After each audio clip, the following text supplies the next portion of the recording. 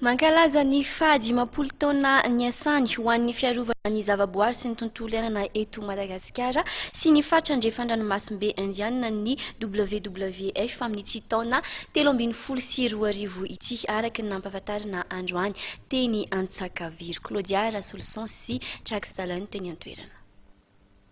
Feno 10 taona izao ny asa fiarovana ny zavaboary sy ny tontolo iainana izay nataon'ny WWF teto Madagasikara.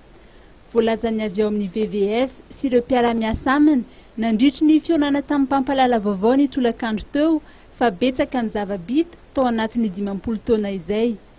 Anisan'ny asa goavana izay notanterahana ny fandraisana anjara amin'ny fampiroboroboana ireo faritra voaro. Ao ihany koa ny andraikitra noraisina tamin'ny fametrahana sy ny fampivoarana ny tambazotran'ireo valan-javaboary samihafa. Ny fampandraisana anjaran'ireo fokon'olona amin'ny fiarovana ny tontolo iainana, ny fametrahana ny club vintsy dia anisan'ireo zava-bitan'ny WWF avokoa. Mbola maro anefa ny asa miandry raha ny fantatra ary misy ihany koa ireo sakatsakana samihafa misy eo amin'ny fanatanterahana ny asa fiarovana ny zavaboary sy ny tontolo iainana araka ny voalazan'ny solotenapatry ny WWF.